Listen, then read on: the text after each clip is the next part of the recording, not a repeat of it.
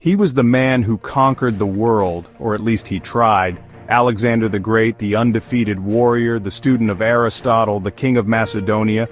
But in 326 BCE, his unstoppable campaign met its greatest challenge: India. Alexander had already crushed the mighty Persian Empire. He had marched through deserts, mountains, and cities, claiming them all. But when he reached the borders of India, he found a land unlike any he had seen before: mighty rivers, dense forests, and kingdoms that refused to bow. Alexander's greatest challenge in India came at the Hydaspes River, where he faced King Porus. Porus was no ordinary king. He was strong, intelligent, and had a secret weapon: war elephants. These beasts struck fear even in the battle-hardened Macedonian troops. The battle was fierce. Alexander's strategy, superior cavalry, and determination led him to victory. But it was a costly one. His army suffered great losses, and his men were beginning to question whether India was worth the fight. Alexander wished to push further, to conquer the mighty kingdoms beyond, but his men refused. They had been fighting for over a decade, thousands of miles from home. The monsoon rains, the unfamiliar terrain, and the stories of even greater Indian warriors ahead made them fearful.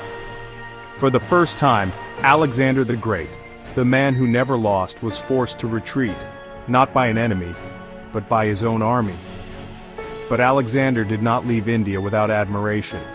He was deeply fascinated by its people, its warriors, and most of all, its wisdom. He met Indian philosophers, sages who spoke of life, death, and the universe in ways he had never heard before. These words stayed with Alexander. He admired India not just for its strength, but for its mind. As he left India, Alexander promised to return, but fate had other plans. On his way back, he fell ill and died in Babylon at the young age of 32. His empire, once unbreakable, crumbled after his death. Alexander never conquered India, but in many ways, India conquered him. Its warriors tested his strength, its land broke his ambition, and its wisdom left a mark on his soul. Empires rise and fall, but ideas live forever. Alexander came to conquer India, but he left as a man who had discovered something far greater: the power of knowledge, the limits of ambition, and the wisdom of the East. The greatest victory is not in conquering lands, but in understanding the world.